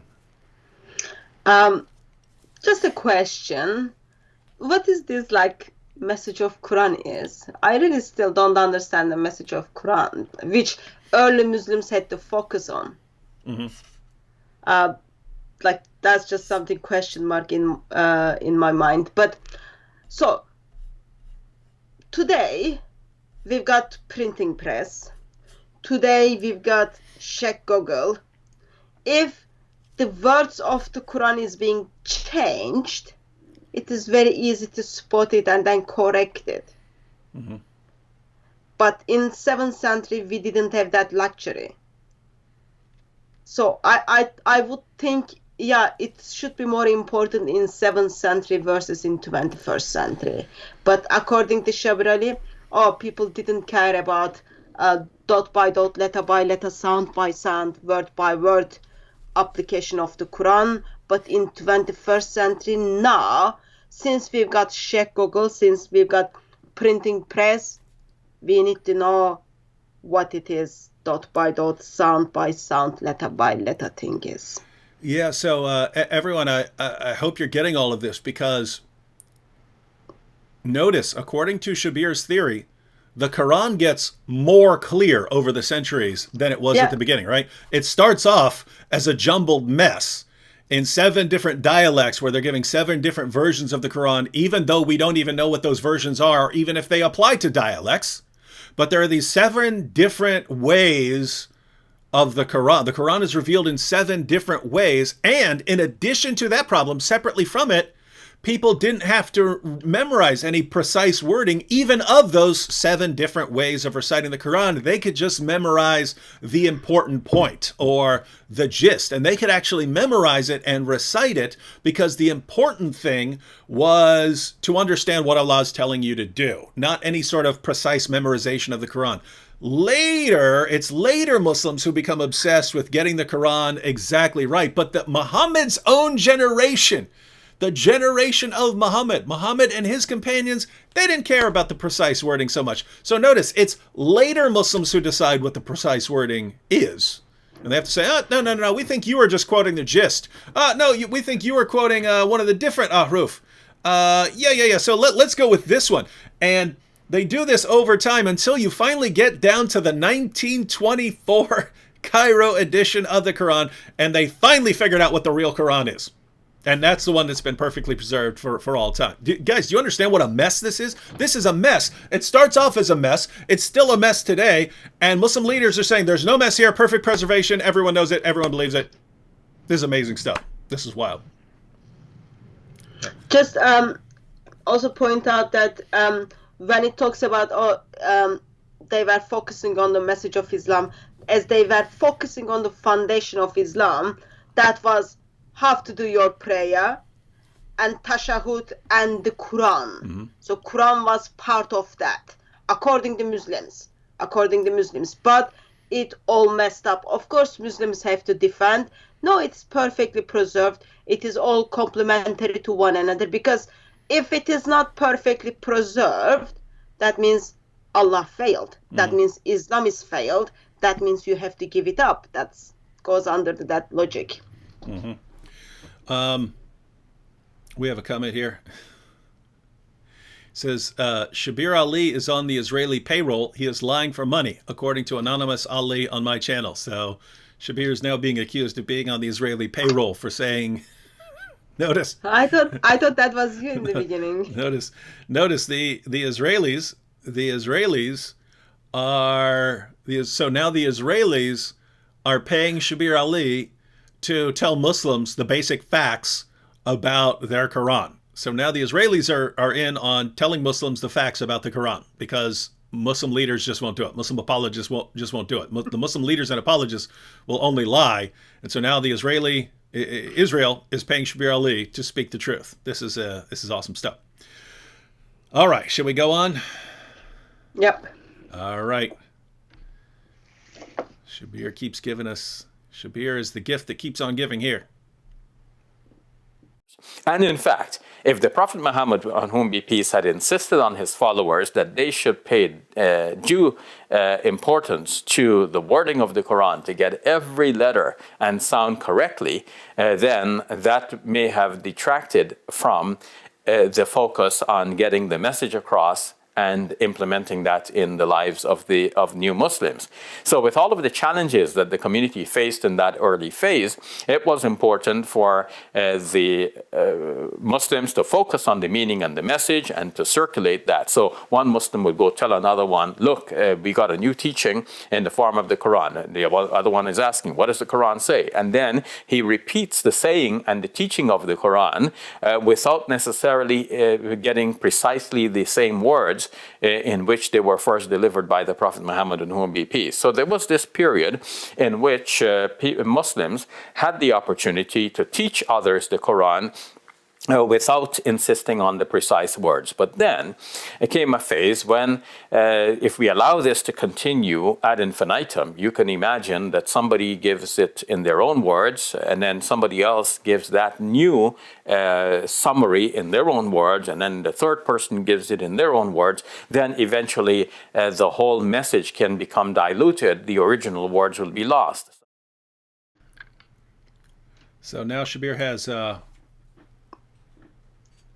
added another part to his theory. If Muhammad had insisted on the precise, correct wording of these Quran revelations, it might have turned people off, and they might have not really got the point if they're all focused on memorizing, the actual wording, correct wording of the Quran, and not just the gist and learning it in their own words, however they want to say it. And so it would actually have hurt the Muslim community if there had only been just one Quran and they had focused on precise wording. And so he had to let them slide on this, but you can't let that go on forever. So eventually someone has to crack down, and that's going to be, of course, Uthman and his merry band of scholars. But notice the theory. In order to get the point across, it was more important to get the sort of meaning of the verses rather than the precise wording. So Muslims focus on just learning the meaning of the revelations, and memorizing them, memorizing the meaning, so they could have it whatever words they wanted as long as they get the correct meaning, the correct teaching, right? And so that's how they're memorizing it. But you can't keep that up forever. That's how Muhammad's generation did it, but you can't just keep doing that, right? They've got these 7 different ways of reciting the Quran, and they're reciting just the meaning and so on, and all that's fine. You can't insist on precise wording. But later Muslims realize you can't just keep doing this, otherwise, these people are going to come up with their own, they're going to say it means this, and then the next group's going to say it means this, and so on, and you're just going to end up with a big mess. And therefore, we need to figure out the precise wording later, after the time of Muhammad. What do you think, Hatun? So, Umar, Hisham, Ubay bin Ka'b, when they were getting upset with one another regarding the way they were reciting the Quran, actually that was not even the case. Just when Muhammad struck Ubay bin Ka'b from his chest, he was just like, I don't know, maybe practicing if he's powerful, that Ubay bin Ka'b gets sweat or not. It has nothing to do with the way they were recitation wasn't even important. Recitation wasn't even important when Umar wanted to jump over other person during the prayer. But suddenly recitation becomes so important only 20 years after the death of Muhammad, because of the recitation, Muslims were calling other Muslims kafir. Mm-hmm. Within 20 years, Muslims understood, yup, that is very serious now, that dot by dot, letter by letter, sound by sound needs to be practiced now. Therefore, he gets rid of all the Qurans, he orders everything to be burned, and then recitation suddenly becomes so important, word by word, dot by dot, sound by sound, letter by letter. He sends 9 Qurans with 9 people who know how to recite it to the different places. And something happens within approximate 6 years after that. Ibn Hajjaj suddenly does the same thing. So recitation becomes so important within 20 years. Yet it wasn't important for Muhammad. Therefore, I would put together Uthman had more power over the word of Allah than Muhammad. And it is the same. Today's Muslims, they are screaming that Quran is dot by dot, letter by letter, sound by sound, exactly the same. And Imams are spending lots of years in Muslim colleges to learn that 10 different ways of reciting the Quran. Yet it was revealed in 7 different ways. But anyway, so they're learning in that 10 different ways. And it takes a lot of time to memorize that and learn it and keep in your mind. Yet it was not even important to Muhammad. Mm-hmm.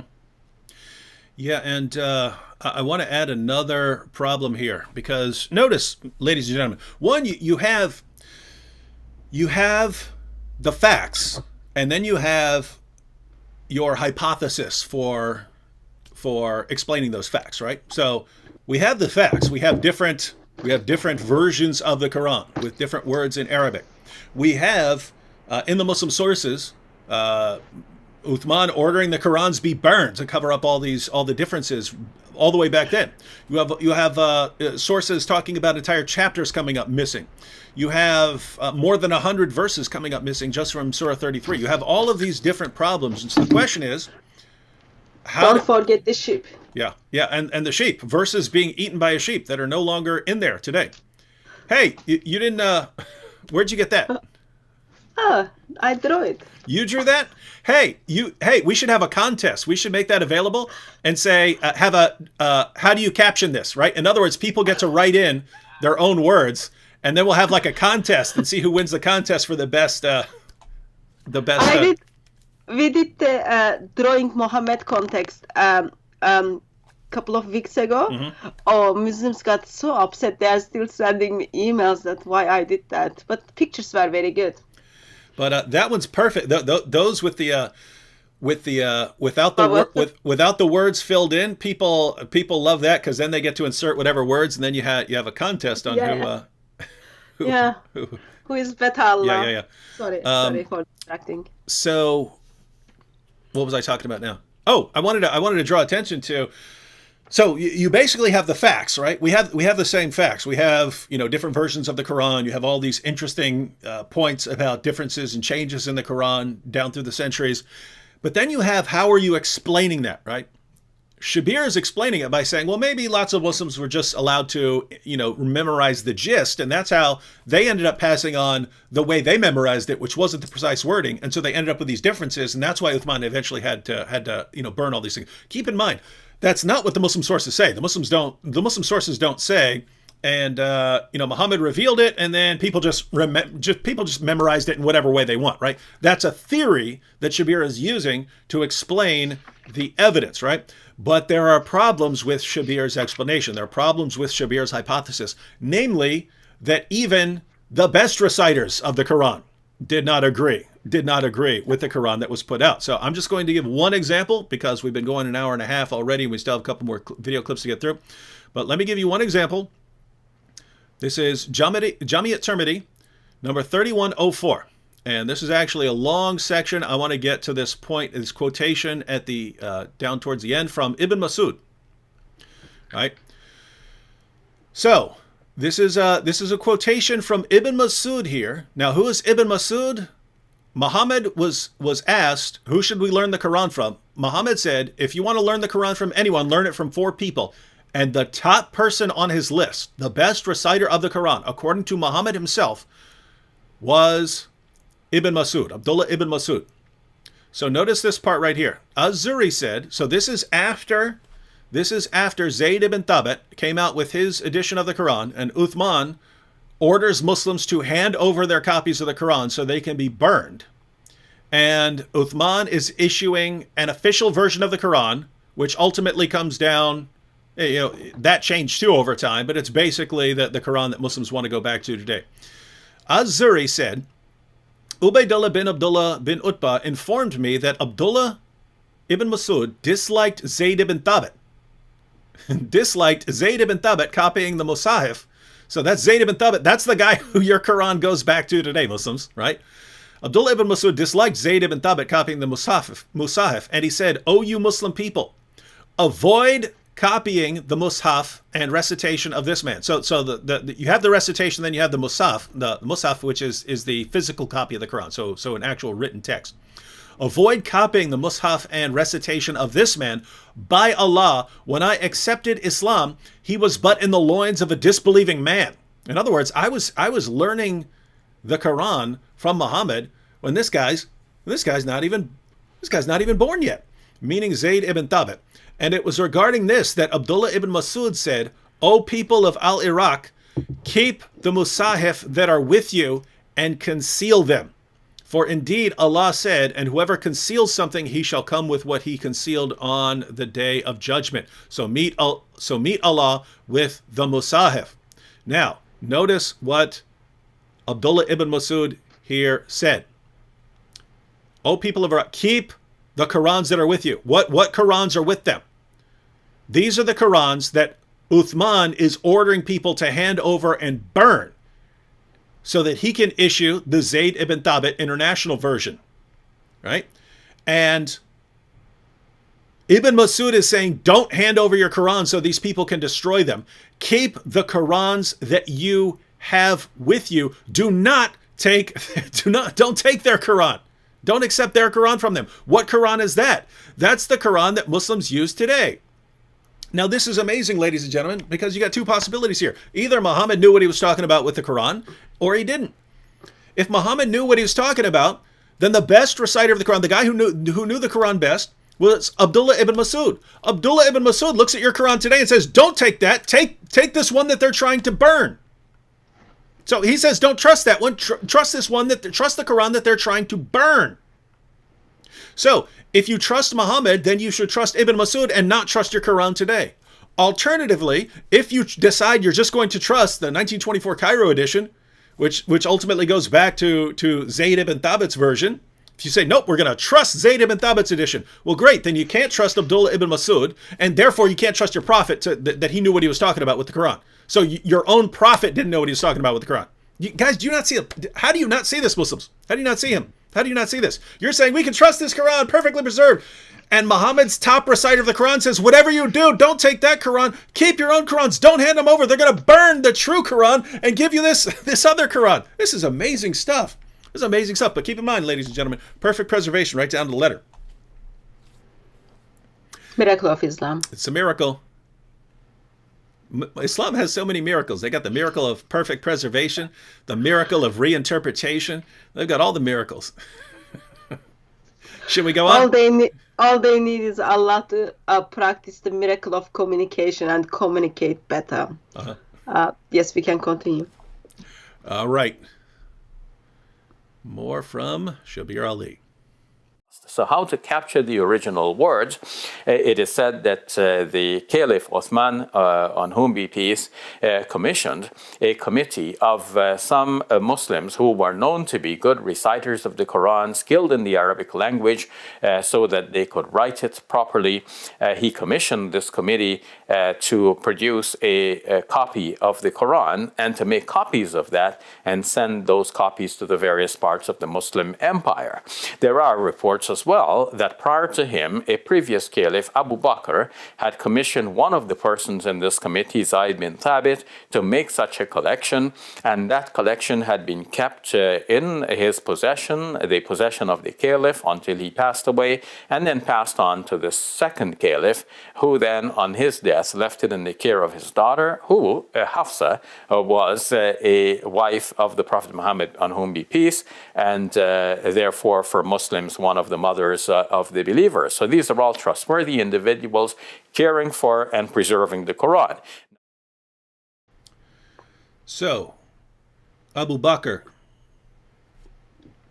put together, had a version of the Quran put together because he realized that lots of people were just learning the gist and they needed to fix this problem. So a lot of people just were going around reciting their own version. So Abu Bakr said, you know what, we need to fix this. We need to fix this. And so Abu Bakr had a copy of the Quran put out, and then it's passed on to Umar, the caliph, and then Umar passes it on to his daughter Hafsa. Any thoughts on this, Hatun? Also, just addition, the reason Abu Bakr compiled the Quran because people were dying in the Battle of Yamama. Therefore, they needed to put together the Quran so it doesn't mess up more. And just notice, Quran doesn't go to Aisha. Quran goes to Hafsa, Umar, and then Hafsa. And then what's going to happen is under Abu Bakr, it is the Zayd bin Thabit who is putting the Quran together. And that is the guy Ibn Masud says in Timida Khan, I don't trust this guy. And Shabir Ali just expressed they were all trustworthy. According to early Muslims, no, he wasn't trustworthy. Absolutely. And let me just give you a quote on what Hatun mentioned there. This is from Ibn Abi Dawud's Kitab al-Masahif. So basically when Muhammad died, then a bunch of people who had only converted to Islam because they were terrified of Muhammad thought that they could leave Islam. And so Abu Bakr launched what were called the apostate wars. And so he has to go fight all kinds of groups. Anyway, Abu Bakr has to go out and fight at the battle of, we say Yamama, specifically because if we say Yamama, then a bunch of you go, oh, you said Yamama, right? So we say Yamama, but here's a passage from Ibn Abi Dawud's Kitab al-Masahif. So basically, Abu Bakr sends Muslims who had the Quran memorized out to fight in this battle, and they get slaughtered. They ultimately win, but so many of the people who had parts of the Quran memorized died that parts of the Quran were lost forever. And why is this relevant? Well, because what Muslims believe today is there were all kinds of companions who had the entire Quran memorized. And they all survived for years. Well, let's read what your own sources say. Ibn Abi Dawud's Kitab al-Masahif.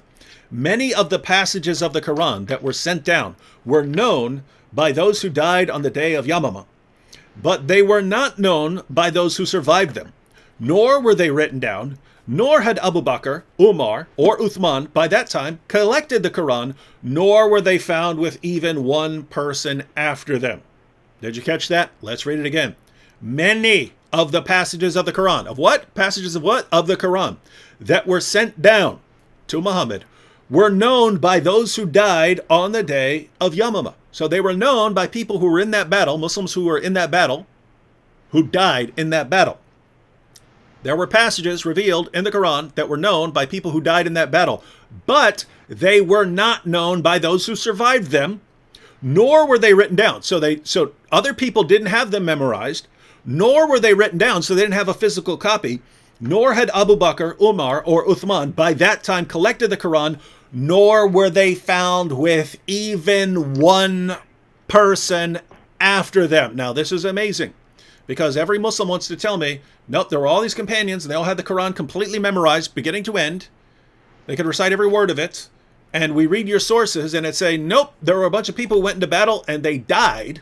They died in battle.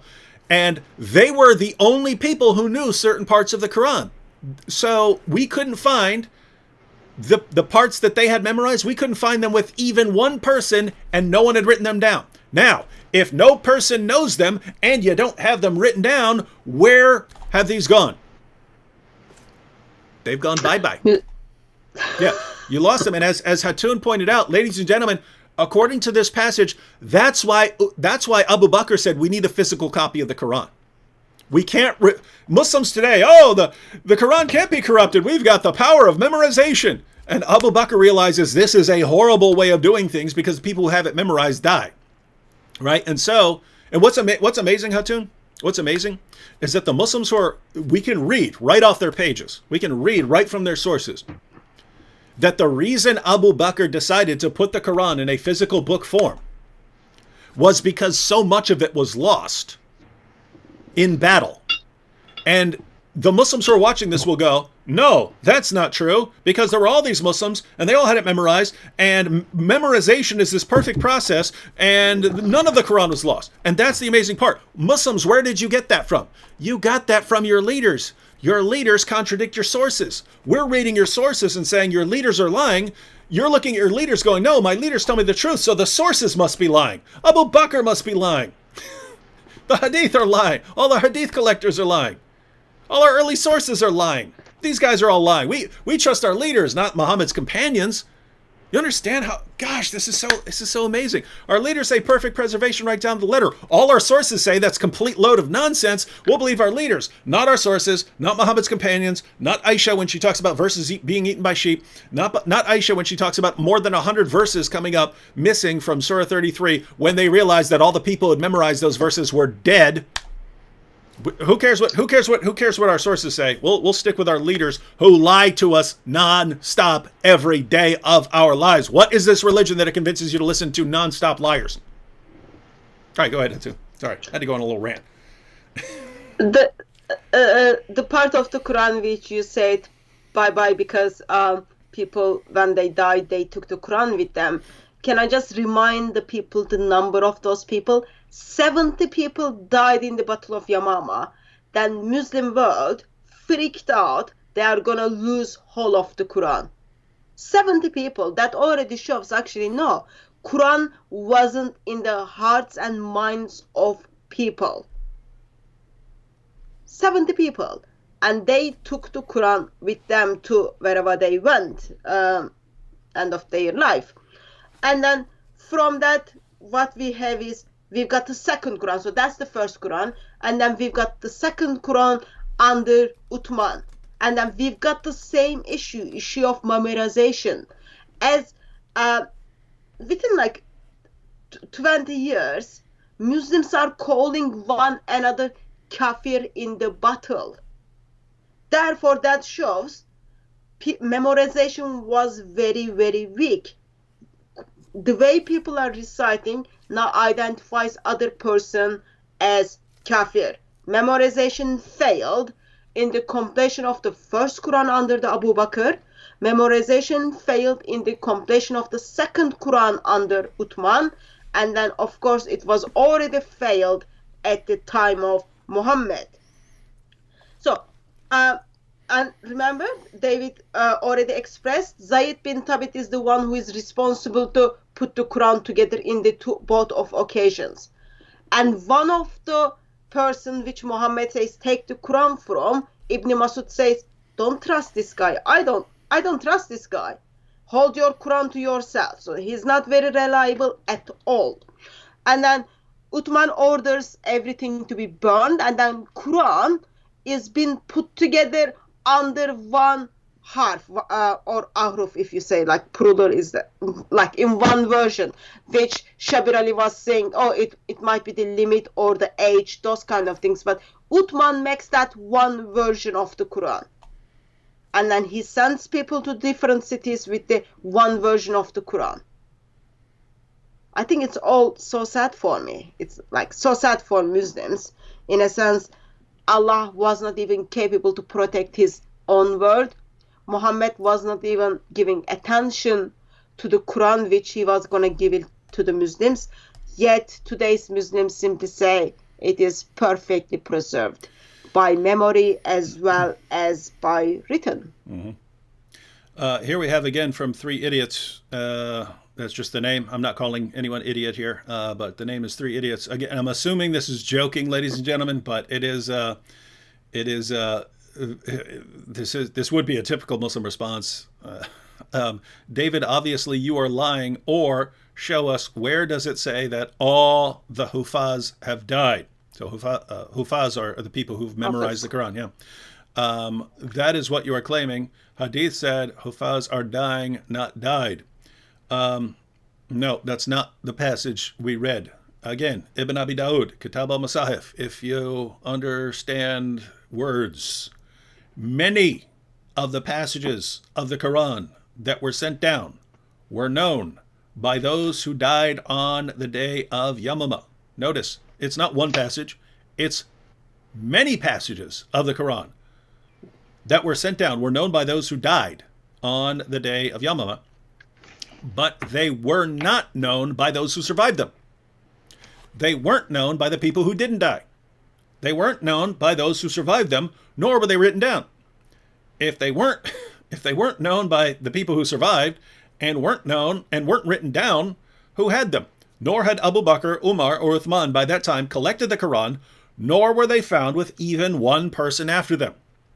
Notice, many passages of the Quran that were sent down were known by the people who died in that battle, but they were not found with even one person after them, and they hadn't been written down, and the Quran hadn't been collected.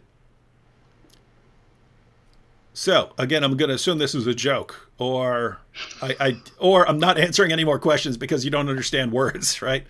All right. Anything else we want to cover before we watch these last couple clips? No, I think we can move on to the next one. All right. Shabir Ali keeps it going. Now, when Uthman radiallahu anh wanted to commission this committee to make copies of this, he then got Zayd bin Thabit, who made the initial copy, together with the others, to go through back over the whole process, collecting the pieces again, comparing with this original copy, and then making further copies and sending them to various parts of the Muslim empire. And so Muslims have made efforts at various stages to preserve, first, the meaning and message of the Quran, secondly, the text of the Quran in a written form, and thirdly, to copy it and send it out to various parts of the Muslim empire so that Muslims would have a reliable written record in addition to the memorized text of the Quran, so that both memory and writing would serve as the two modes in which the Quran has been protected and preserved and passed on verbatim to Muslims throughout the generations. I can't believe he said passed on verbatim after everything else he said. So putting all of this together from Shabir, we have one more clip, but putting all of this together, you had Muhammad. He gives the Quran out in 7 different ways, but we don't know what those 7 different ways refer to. Could be dialects. We don't know. And a bunch of people memorized the Quran, but not the correct, precise wording. They just memorized it in a way that would help them, which is amazing because the Muslims tell me the Quran is so brilliant, so perfect, and so perfectly easy to memorize, and blah blah blah blah blah. Why would people change it and then memorize it in some other way when the original way is so perfect and easy to memorize? But anyway, people were allowed during early Islam to memorize it however they want, as long as they got the point. And then later, Abu Bakr realized we can't let this go on forever. When, if you read the actual sources, the reason Abu Bakr compiled the Quran was because so many people died in battle who had parts memorized that were lost, and he realizes we need a physical copy because. Guess what? If we have a physical copy that's safe in someone's house, that's better than having people memorize it and then the people die and then we lose it. So we need a physical copy. So the reason Muslims have a physical copy of the Quran today is because so many people died and lost parts of it. The entire reason you Muslims have a physical copy of the Quran is because so much of it was lost in your perfectly preserved book. So then you had that book. Then Uthman realizes, wait a minute, there are people, we wrote down a copy of it, and Abu Bakr had that copy. He passed it on to Umar, who passed it on to his daughter. But Muslims across our empire now are reciting the Quran in different ways. We need to send out an official version of the Quran. So he has Zayd ibn Thabit do this work again. And when Muhammad's top reciters of the Quran, people like Ibn Masud, saw this Quran, they said, no, this is wrong. Do not accept this. Keep the Qurans, hide them. Do not hand them over to this man to burn them. And according to Shabir Ali, that's how Allah passed on his perfect book. So that now, whether you recite it or whether you have the text, you have it verbatim. What a mess. And even after that, it didn't work because I told you still got 37 versions. My goodness. So, something happened after it being verbalated along the way. That one perfect Quran under the Uthman give birth to 21st century's 37 different Arabic Qurans. Mm-hmm. Miracle of Islam. It's all miracle of Islam. Something happens in 700s towards 900s. When we look at the Islamic tradition, they are talking about, actually there were 50 different Arabic Qurans was out there and circulating. In somehow the Quran which Muhammad, just a side note by the way, Uthman's Quran is not seen by Muhammad because Muhammad was long way dead. Abu Bakr's Quran was not seen by Muhammad, and he never said, yeah, this is the one perfect Quran, I give permission, because Muhammad was long dead. Mm-hmm. Even though they try to put the one perfect Quran, in somehow things happened, even in 1400s. Muslims give birth to different Arabic Qurans. Mm-hmm. And so, ladies and gentlemen, this just looks like one massive mess. It looks like the messiest process you could possibly come up with, right? Hey, I'm going to give you the perfect book. It's a perfect reflection of the perfect book, the perfect tablet that's in heaven. And I'm going to reveal it in 7 different ways. And you don't have to memorize it the way I reveal it. You can memorize it however you want, because later Muslim leaders who weren't even given permission by me are going to come along and they're going to destroy all the versions they don't like. And even my top scholars, my top experts on the Quran, they're going to disagree with this Quran, but don't listen to them. Listen to the other guys.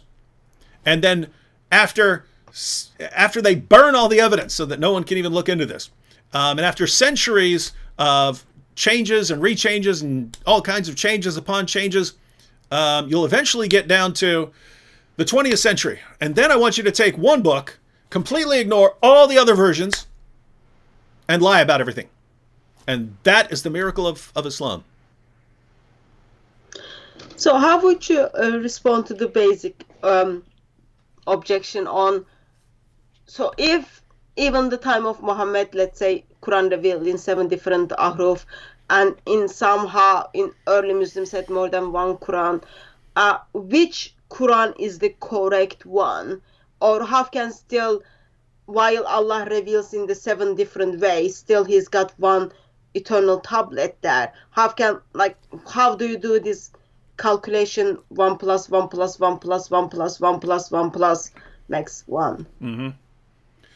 Yeah, so that's another, Muslims have a lot of these problems, but yeah, if you have these 7 different ways and these are all somehow one tablet in heaven, then yeah, it's 1 plus 1 plus 1 plus 1 plus 1 plus 1 plus 1 equals 1. It's a miracle, another miracle.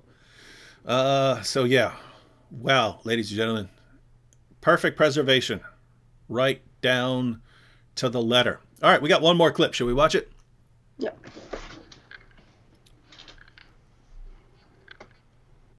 Now, of course, we have to explain how did these variety of readings still manifest. Well, the text in which Uthman, on whom be peace, Uthman, may God be pleased with him, had preserved the Quran, was written without vowel points and without dots that distinguish between look-alike letters. We'll have to come back in a subsequent segment to explain this in further detail, but in a nutshell, the text that Uthman prepared could be interpreted, could be read in a variety of ways, and that's one of the reasons why we have, surviving to this day, a variety of recitations, some of which may go back to the time of the Prophet Muhammad, on whom be peace. In fact, it is a common Muslim belief that we are not allowed to invent anything in the Quran, and it is generally presumed that all of these readings must somehow go back to the early teachers, even those within the lifetime of the Prophet Muhammad, on whom be peace, those who heard the Quran directly from the Prophet, peace be upon him, himself, the messenger of God. So now we have Shabir's third explanation for why we have different versions of the perfectly preserved Quran, right? So remember, because ladies and gentlemen, you need to learn this. You need to learn this so that when you're talking to your Muslim friend, you can explain this to them, and then you can show them the clips from Shabir Ali to verify that this is the new emerging position on these different versions of the Quran. But one, the Quran was revealed in 7 ahruf, even though we don't know what ahruf means, but there are 7 different Qurans, right? So that's one.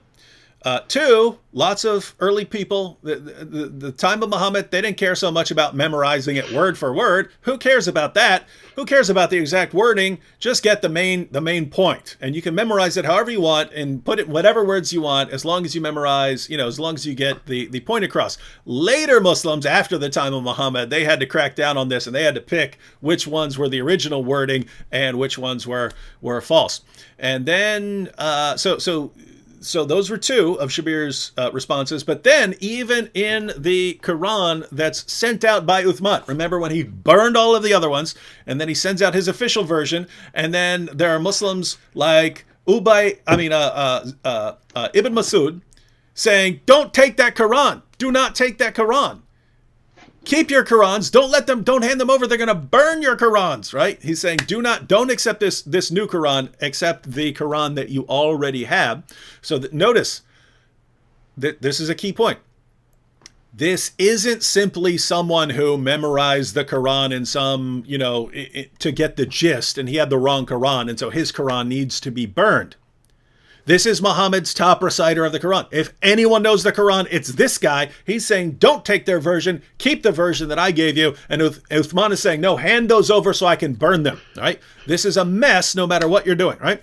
But even in this version that's put out by Uthman, you don't have the diacritical marks. And without those marks, the words can be different things. In other words, you guys understand, in Arabic, there are all these, they put these dots in different places and so on.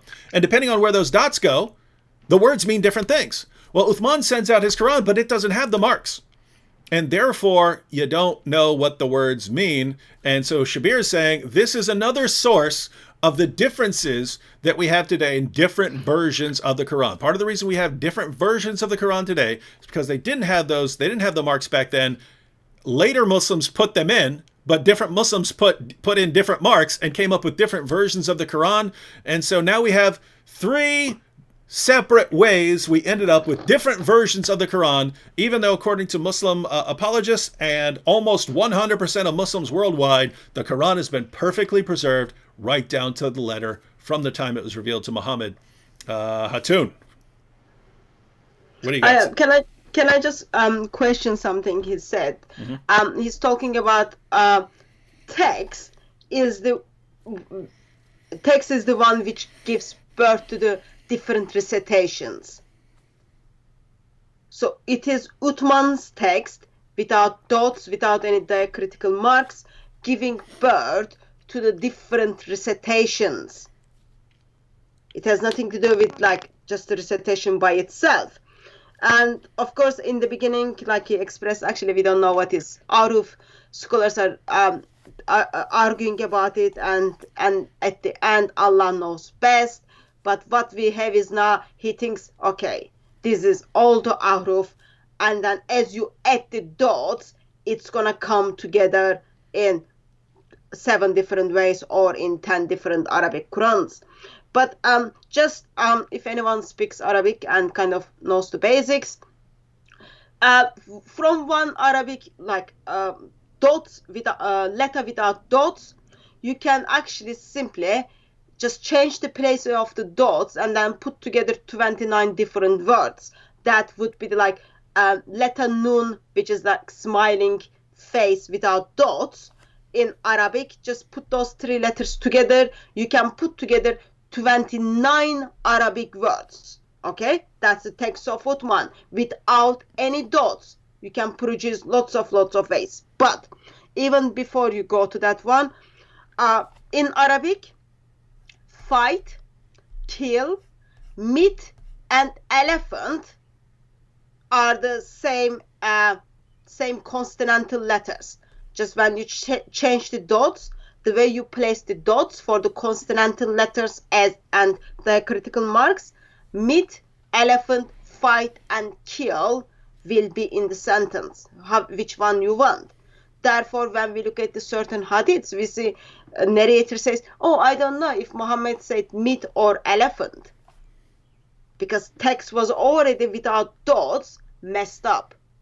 But what happens is 21st century Muslim says, actually, dot by dot, while text didn't have the dot, letter by letter, sound by sound, and the dots are the which affecting the sound, it's all perfectly preserved.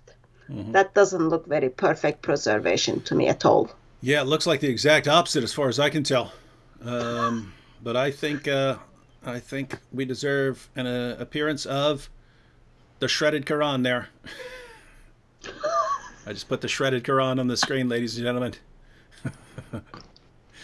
If you're new here and you don't know what the shredded Quran refers to, that's from Surah 15, verses 90, 91 and 92, which refer to the Quran being shredded. And yeah, you can see why we might want to say that the Quran has actually been shredded. What a messy, sloppy process for a book that's been perfectly preserved. All right. I am a bit disappointed that you thought Quran must be fit enough to have 6 packs. It's shredded. Yeah, but you can, when you look from the distance, you kind of think like it has 6 packs. It does. It's shredded. Not fit enough though. What? Quran is not fit enough. Not like, I don't think it did that much exercise because it got burned very easily, destroyed very easily. Do you guys use the word shredded over there in the UK? We do, yeah. You mean shredded when someone works out and they get all their muscles? Yeah. So so double meaning there. Yeah. All right, guys. I see there are a lot of people over in the super chat, but we've been going over 2 hours, and I have to record a video, so gonna have to take a rain check on. Yeah, there are too many. They're like looks like 25 super chats. All right, yeah, we'll take another half hour to go through these at least. So we're gonna have to go ahead and sign off here. Hatun, how can people stay in touch with you, follow what you're doing, support your work, any of that? So if you are in England, please do come to Speaker's Corner. If you are not in England, you can follow our work on YouTube through DCCI Ministries.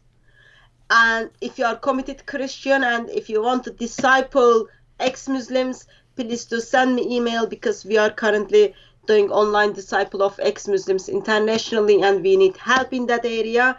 But easiest way is just go to YouTube, find DCCI Ministries, and you can follow us over there.